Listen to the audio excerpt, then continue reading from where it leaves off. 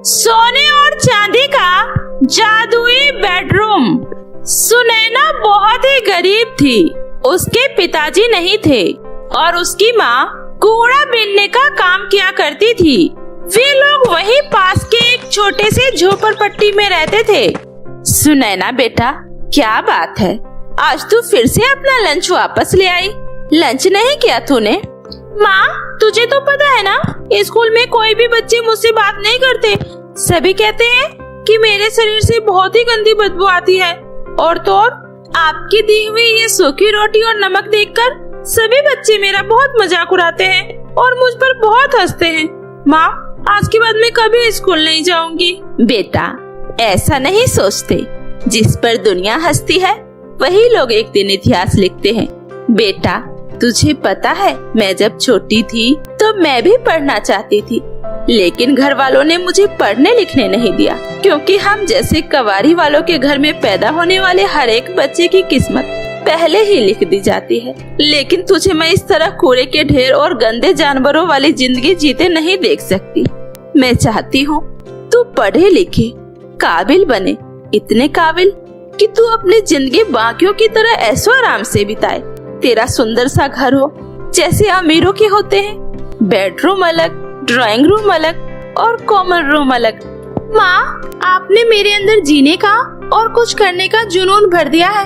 अब देखना माँ, मैं अपने लिए ना सही, लेकिन आपके लिए, अपने बाबा के लिए और अपने इस पूरे झोपड़पट्टी और हम जैसे गरीब और पिछड़े लोगों के लिए अपनी पढ़ाई में पूरी जान लगा दूंगी। उसके बाद सुनैना कभी अपनी कमी पर ध्यान नहीं देती। वो दिन रात सिर्फ अपने पढ़ाई पर ध्यान देती है, दिन रात खूब मेहनत करती है। सुनैना की माँ शारदा भी दिन रात मेहनत करके अपनी बेटी की स्कूल की फीस और जरूरत का सारा सामान जुटाती है और आखिरकार 10 साल बाद सुनैना को शहर के एक अच्छे स्कूल में टीचर की नौकरी मिल जाती है। माँ, हेलो माँ, आप सुन रही हो ना? माँ, मुझे नौकरी लग गई है, वो भी शहर के सबसे बड़े स्कूल में। माँ, सच में बेटी, भगवान ने हम गरीबों की सुन ली। खूब तरक्की करो बेटी, खूब तरक्की करो। अच्छा ठीक है माँ, कल से मेरी ज्वाइनिंग है। अब मैं फोन रखती हूँ, अपना ध्यान रखना। उसके बाद सुनैना शहर में ही बच्चों को पढ़ाने लगती है और धीरे धीरे वो अपनी जिंदगी में अच्छी तरह से सेटल हो जाती है। उसके पास अब किसी भी चीज की कोई कमी नहीं थी। वो अपना खुद का आलीशान घर खरीद लेती है और फिर सुनैना अपने गांव आती है। तभी शारदा कूड़ा चुनकर घर आती है। माँ देख, आज तेरी वजह से मैं कहां से कहां पहुंच गई। माँ, अब ये कूड़ा चुनना छोड़ दे, अब ये गंदगी हमारी जिंदगी से निकल चुकी है। माँ, अब तू भी मेरे साथ शहर चलेगी और अब से हम शहर में ही रहेंगे। वहाँ तो बिल्कुल महारानी की तरह रहेगी। मैं तेरे लिए सोने और चांदी का बेडरूम बनवाऊंगी। माँ, चल पगली, मुझे तो बस तेरी खुशी चाहिए और कुछ नहीं। ठीक है बेटा, मैं चलूंगी, लेकिन 2 दिन बाद। 2 दिन बाद? 2 दिन बाद क्यों माँ, कुछ है क्या? अरे भूल गई, कल तेरी दोस्त राधा की शादी है। क्या, राधा की शादी? फिर तो हम राधा की शादी देख कर ही अपने शहर जाएंगे। अगले दिन जब ये लोग राधा के घर शादी में जाते हैं तो उसके घर काफी भीड़ लगी होती है। पूछने पर पता चलता है कि राधा ने आत्महत्या कर ली। क्या बताऊं बिटिया, बहुत मुश्किल से दीनानाथ ने राधा का यह रिश्ता तय किया था।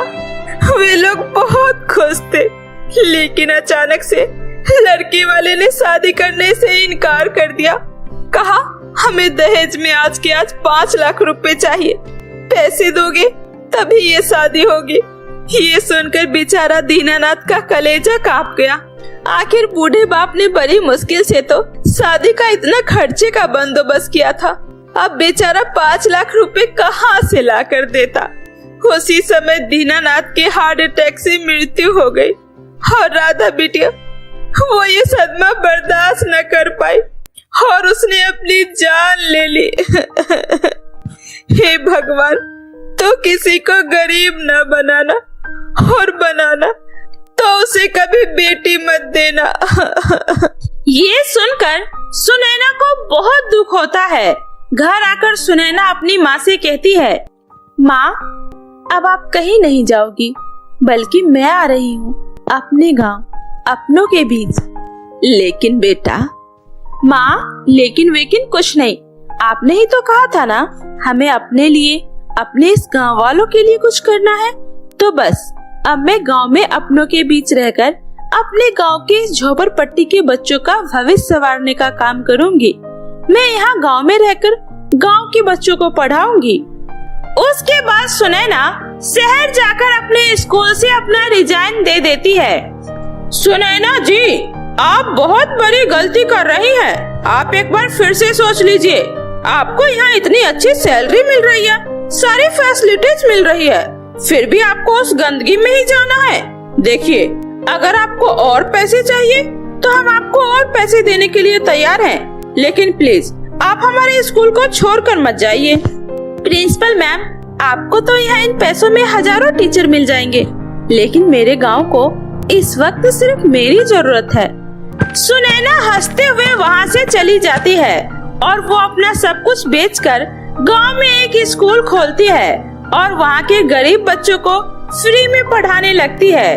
धीरे धीरे आसपास के गांव के बच्चे भी सुनैना के पास ही पढ़ने आने लगते हैं। सुनैना गरीब बच्चों को पढ़ाने के साथ साथ जो बच्चे पैसों के अभाव में स्कूल नहीं जा पाते थे, उनको फ्री में किताब कॉपी भी दिया करती थी। अरे और रिंकी, आप तो इतने लेट काम पर क्यों आई है? अरे मालकिन, मैं तो आपको बताना ही भूल गई। मालकिन, कल से आप किसी और को झाड़ू पोछे पर रख लीजिएगा, क्योंकि कल से मैं सुनैना मैडम के स्कूल में बच्चों को पढ़ाने जाऊंगी और अपनी दोनों बेटियों का एडमिशन भी उसी स्कूल में करवाऊंगी। अरे पागल हो गई है क्या रिंकी? सुनैना, वो कोई बड़ी नेता या कोई रईस की बेटी नहीं है। अरे वो तो खुद भिखारी है और फ्री में वो इन भिखारियों को बच्चों को पढ़ाती है। वो तुझे सैलरी कहाँ से देगी? मालकिन, मेरी बेटी बस सुनैना मैडम के आशीर्वाद से कुछ बन जाए, मेरे लिए यही सबसे बड़ी दौलत है। अब मैं चलती हूँ, मुझे और कुछ नहीं चाहिए।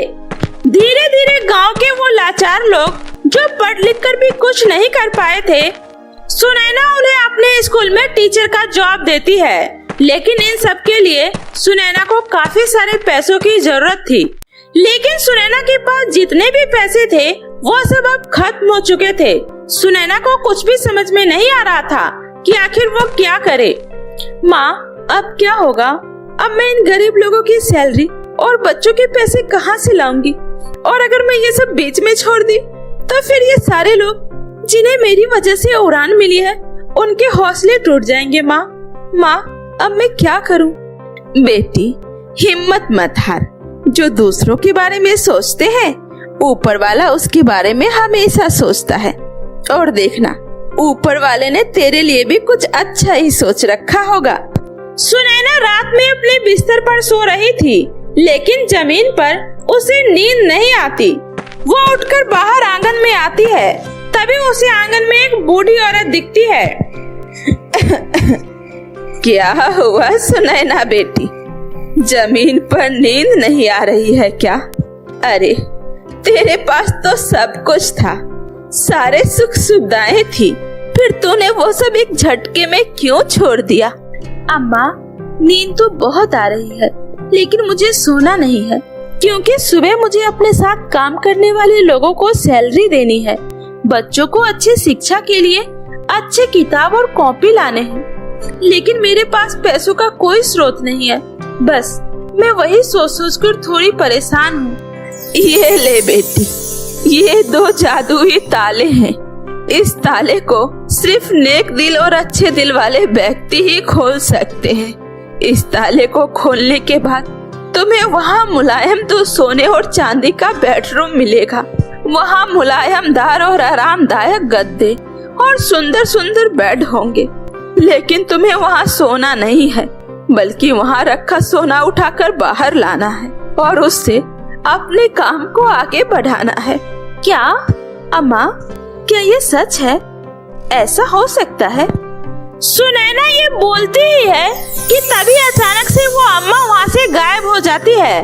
तभी सुनैना जैसे ही उस जादुई ताले पर अपना हाथ लगाती है, वहाँ सुंदर सुंदर 2 सोने और चांदी के बेडरूम हो जाते हैं। अरे वाह, अम्मा जी ने बिल्कुल सही कहा था।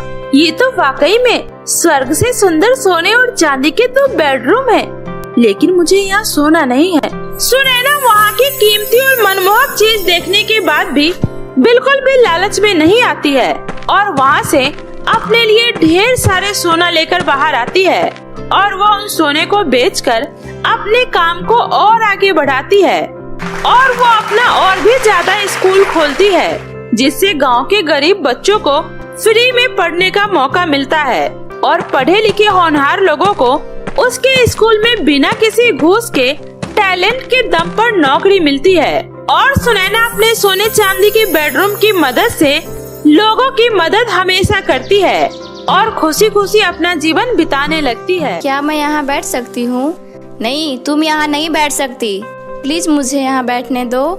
नहीं, मम्मी ने मना किया है अपने साथ काली और गरीब लोगों को बैठाने के लिए, वरना मैं भी तुम्हारे जैसा हो जाऊंगा।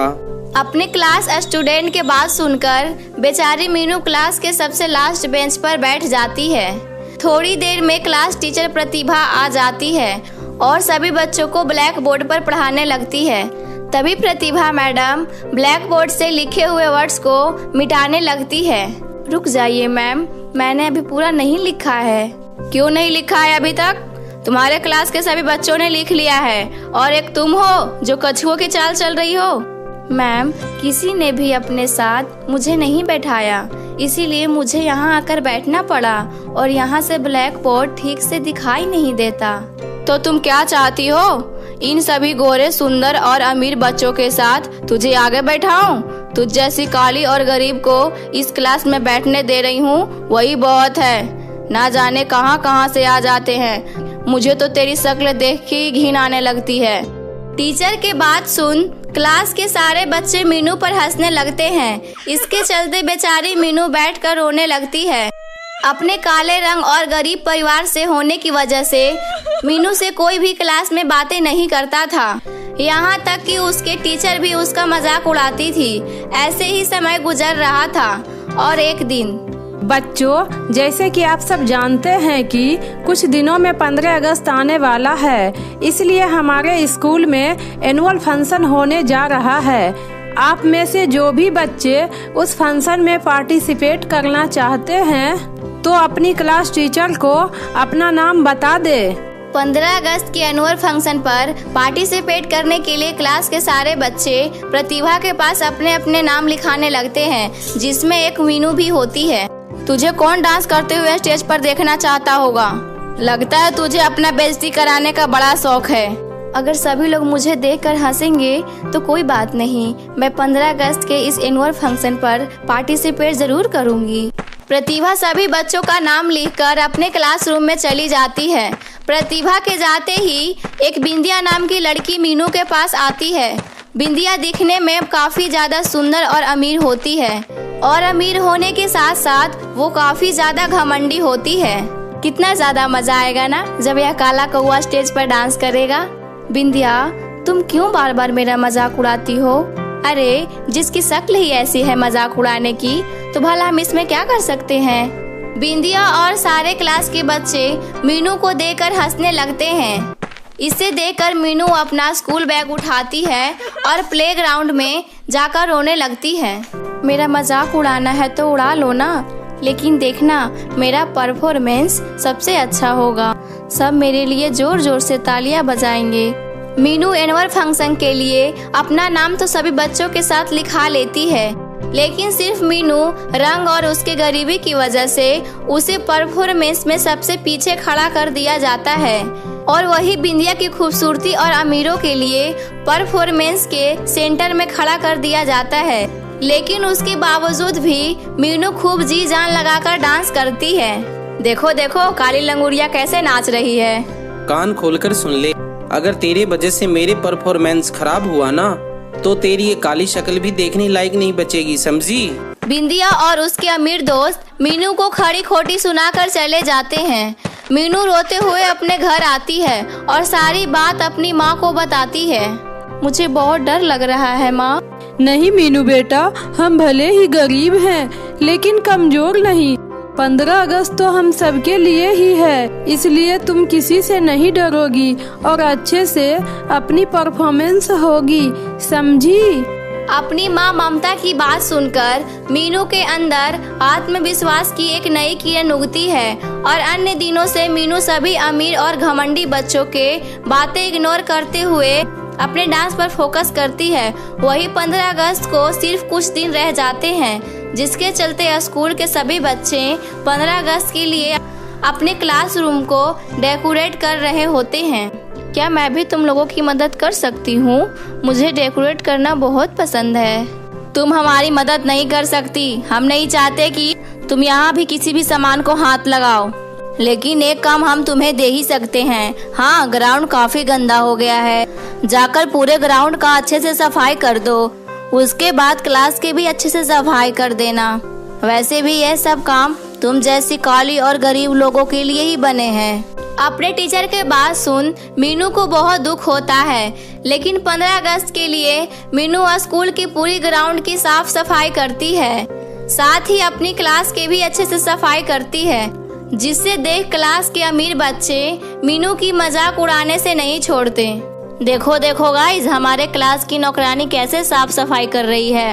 वैसे मीनू, तुमसे एक रिक्वेस्ट है, तुम्हें पढ़ाई वढ़ाई छोड़ के ना इन्हीं सब कामों को करना शुरू कर दो।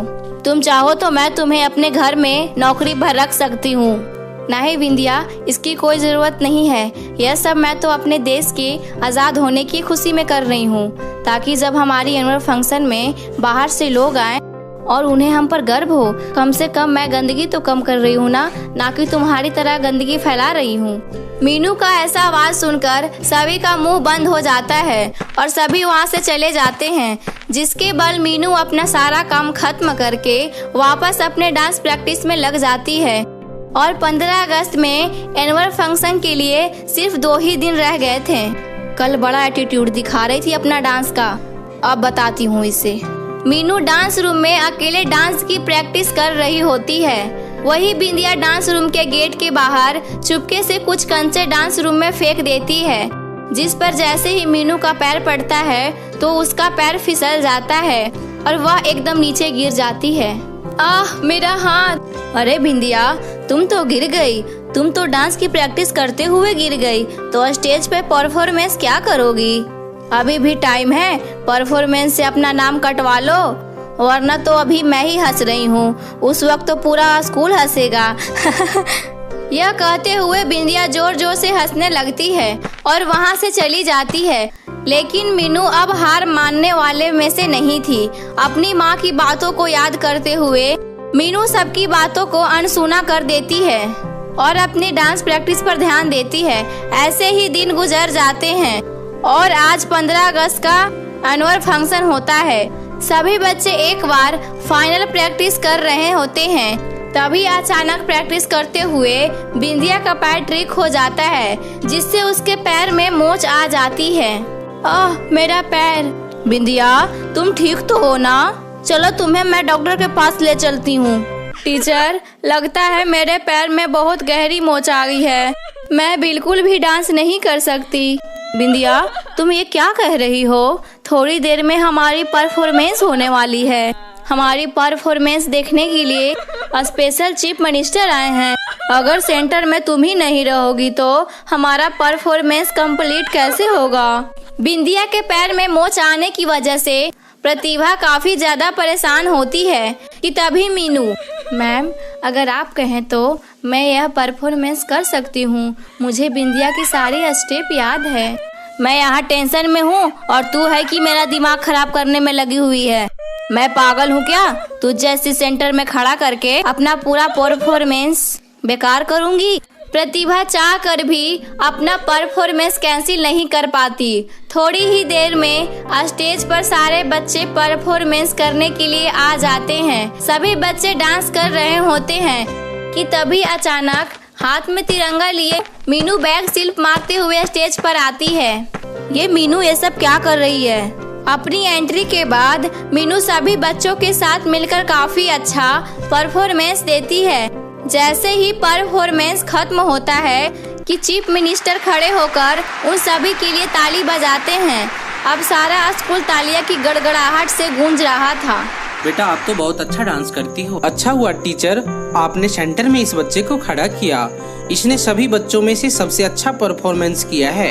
बेटा आप कब से डांस कर रही हो? कुछ दिन पहले से। एक्चुअली सेंटर में मैं नहीं बल्कि बिंदिया नाम की एक लड़की थी। उसके पैर में मोच आने की वजह से मैंने उसका परफॉर्मेंस किया, वरना मैं तो सबसे पीछे खड़ी होकर डांस करती थी। हाँ, लेकिन क्यों बेटा, आप तो इतना अच्छा डांस करती हो। क्योंकि सर यह बहुत ज्यादा गरीब और इसका काला रंग तो आप देख ही रहे हैं। अगर ऐसे बच्चे आगे खड़ा होकर डांस करेंगे तो डांस तो खराब ही होगा ना। क्या कहा आपने? एक टीचर होकर आप ऐसी बातें कर रही हैं? अगर टीचर ऐसी सोच रखता है तो स्टूडेंट कैसे सोचते होंगे? आप जैसे टीचर को तो स्कूल में पढ़ाने का कोई अधिकार नहीं है। आप अभी के अभी यहाँ से दफा हो जाइए। ऐसा मत कहिए, हमारी मैम बहुत अच्छी है, गलती मेरी है। अगर मैं खूबसूरत और अमीर होती तो मैम जैसे बाकी बच्चों को प्यार करती हैं वैसे ही मुझे भी करती। देखा आपने, यह होती है अच्छी सीख। आपसे अच्छी तो यह बच्ची है जो इतनी सी उम्र में इतनी समझदारी की बातें कर रही है। मीनू और चीफ मिनिस्टर की बातें सुन प्रतिभा सबके सामने मीनू से माफी मांगती है। मीनू मुझे माफ कर दो, तुम्हारे टीचर होकर तुम्हें मैं समझ नहीं पाई। तुम स्टूडेंट होकर मुझे समझा दिया। जो बच्चे मीनू का मजाक उड़ाते थे वह सभी मीनू से माफी मांगते हैं और इसी के साथ मीनू को चीफ मिनिस्टर से बेस्ट डांसर की ट्रॉफी भी मिलती है। साथ ही बिंदिया भी मीनू से दोस्ती कर लेती है। इसके बाद अब सारे अमीर और गरीब बच्चे मिलकर हर साल 15 अगस्त को एक साथ परफॉर्मेंस करते हैं।